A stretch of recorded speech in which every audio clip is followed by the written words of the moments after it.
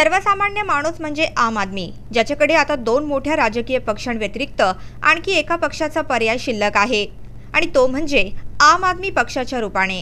दिल्ली विधानसभा निवडणूक जिंकून आम आदमी पक्षाने राजकीय वर्तुळात एकच खळबळ माजवली। आता आप पक्षाला अशी खात्री आहे की दिल्लीच्या विधानसभा निवडणुकीत त्यांचा जो करिश्मा पाहायला मिळालाय तो लोकसभा निवडणुकीतही पाहायला मिळेल। आप पक्षाद्वारे देखील सर्वोत्कृष्ट उमेदवार निवडणूक रिंगणात उभे करण्यात आले आहेत। ठाणे मतदारसंघातून आप पक्षाद्वारे स्वातंत्र्य सेनानी संजीव साणे यांना आपद्वारे उमेदवारी देण्यात आली आहे। नवी मुंबईत आपल्या पहिल्या जनसभेला संबोधित करताना संजीव साणे यांनी सांगितलं की त्यांचा मूळ हेतू हा भ्रष्टाचार नष्ट करणे आहे। येणाऱ्या लोकसभेमध्ये सुद्धा आपण हा विक्रम कायम ठेवू अशी मला खात्री आहे।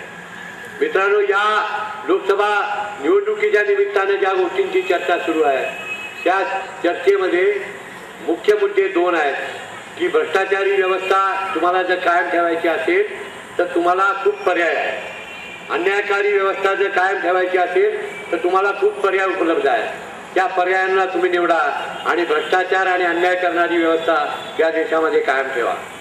जर तुम्हाला भ्रष्टाचार मुक्त भारत करायचा असेल, जर तुम्हाला अन्यायकारी व्यवस्था बदलायची असेल तर तुम्हाला फक्त एकच पर्याय आहे आणि तो पर्याय आहे झाडूचा।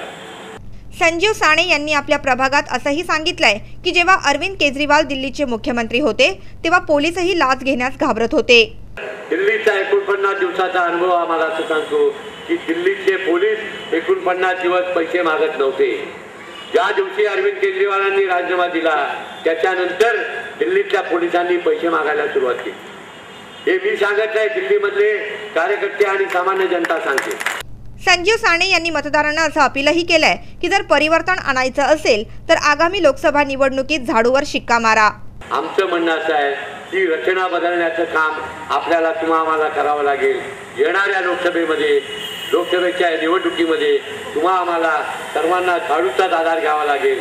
ही व्यवस्था साफ करायची असेल तर आपलं घर साफ करताना किती जमायला होतं ते कुठल्याही ताईला विचारा की घर साफ करताना किती मला जमायला होतं। आमचं म्हणणं असं आहे की व्यवस्था एवढी सडलेली आहे, ही व्यवस्था सडलेली बदलायची असेल तर किती नेटानं झाडू चालवावं लागेल याचा विचार करा।